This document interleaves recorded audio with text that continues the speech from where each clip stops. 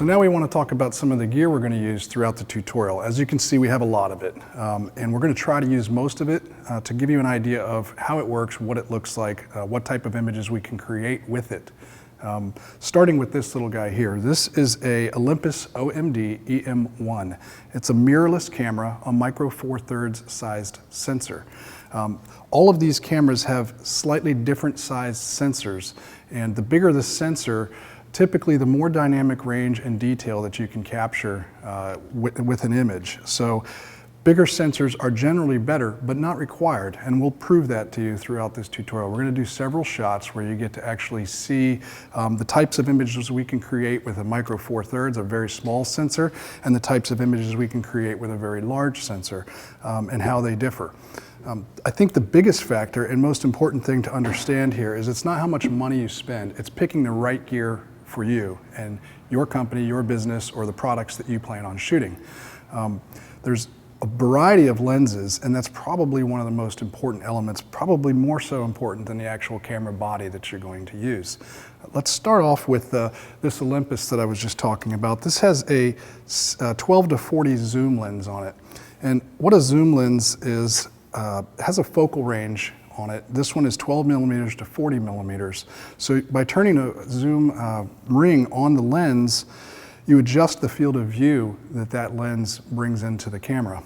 Wide angle lenses are going to give you a wider field of view. Telephoto lenses are going to give you a longer field of view. We also have what's called a normal lens, which doesn't provide any magnification. It's basically equivalent to what you'd see with the human eye. We have some specialty lenses, some tilt shift lenses we'll talk about. We have a phase 1 camera. We have a Sony camera. So moving up from the Olympus OMD micro 4/3 sensor, let's talk about this Nikon D7100. This is an APS-C sized sensor. That's a cropped sensor, and what a cropped sensor is smaller than a standard 35 millimeter sensor, if we're talking about 35 millimeter in general, which is what most DSLRs are based on. The crop sensor, because it's a smaller sensor, when you put a lens on this camera, the projection of the image that hits the sensor is actually bigger than the sensor size. So we end up cropping part of the image out, and we'll demonstrate that in a later segment so you can see what I'm talking about. What it does to our lenses is if we're using a 50 millimeter lens on a crop sensor, which has a 1.5 crop factor, it's going to turn that 50 millimeter lens into an equivalent of a 75 millimeter image. It doesn't actually change the focal length of the lens, it just crops the image to appear as if you had a longer focal length lens on the camera. Nikon and Canon and Sony and all of the various manufacturers make lenses specifically for crop factor cameras, so that you're not cropping a whole bunch of the image that comes into the sensor. It helps it keep from distorting the edges, and chromatic aberration, which is some color fringing around the edges of your image. So they've really made some great strides in creating lenses specifically for smaller sensor cameras. And again, we'll get more into those terms later on in other segments. I'll show you what I mean. But Nikon D810 is a full frame camera. This is not a crop sensor camera. This is a full 35 millimeter sensor, which means that when we put a 50 millimeter lens on this camera, it's going to give us the full 50 millimeter image, as opposed to the crop sensor camera, which would give us the equivalent of a 75 millimeter image. Again, we'll demonstrate that later on. I know it's a lot of information to take in right now. So this is a Sony A7. This is a mirrorless camera similar to the Olympus, where it doesn't have a mirror, there's no prism inside, the whole thing works electronically. However, it has a full frame 35 millimeter sensor like the Nikon D810, giving us the full field of view of the lenses that we use, as opposed to some of the cropped sensors that give us our larger field of view with the lenses that we put on them. This one has a 16 to 35 zoom lens on it. We've also got a 55 millimeter fixed focal length, which means there is no zoom. It's always 55 millimeters. We've got a 24 to 70 for this Sony. Again, this is a zoom lens, 24 millimeter to 70 millimeter. We've got a 70 to 200. Again, a zoom lens, 70 millimeters to 200 millimeters. When we go to the 7100, we have a few different ones. We have a 18 to 200 that's designed for the crop sensors. We've got this guy is a 40 millimeter fixed focal length designed for the crop sensor. We have a 24 to 70, a 14 to 24, a 105 macro, a 50 millimeter, and an 85 tilt shift. Now these lenses are all designed for full frame DSLRs. However, they can work on cropped sensor cameras as well. But as I said, when you put a 50 millimeter lens, for example, on this camera, it's going to crop part of the image and you're going to end up with an equivalent of putting a 75 millimeter lens on the camera.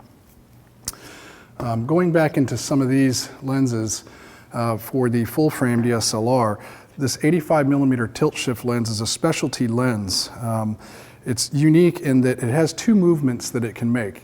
We can shift the focal plane up and down or left and right. We can also tilt the lens up or down or left and right to bring in depth of field. Why would we want to do that? Well, in product photography, shifting up and down or left and right is less important. It's mainly used in architectural to get lines straight. If we're shooting up at a building and lines are starting to lean in, we can shift that lens up and it makes those lines, the vertical lines of a building, start to stand up again.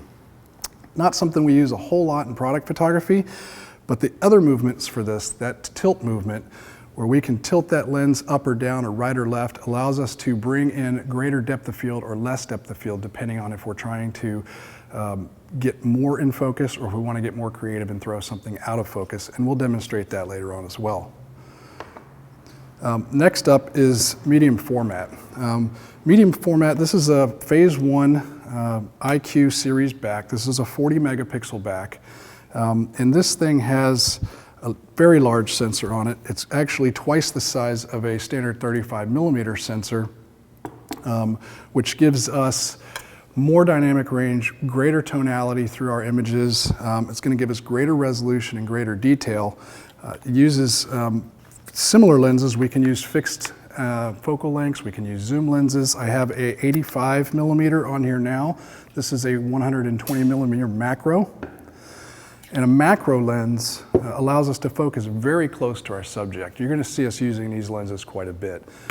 Product photography, it's very common to use macro lenses. I would encourage when you're looking through lenses to pick a single lens. A macro lens is probably a good way to go for a lot of product photography because you're going to find yourself wanting to get very near your subject, fill that frame, and macro lenses will allow you to focus a lot closer than most other lenses that are non-macro.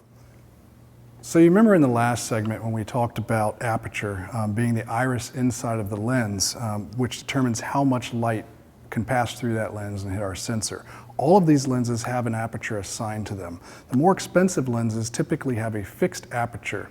It could be f2.8, it could be f5.6, it could be f1.2. More inexpensive lenses, particularly the zoom lenses, can have a range of aperture. It could be f3.5 to f5.6, and that changes as you zoom the lens. We'll talk about how that affects our imagery in later segments and demonstrate it for you so you can see exactly what I'm talking about, but it's just something to keep in the back of your mind for now.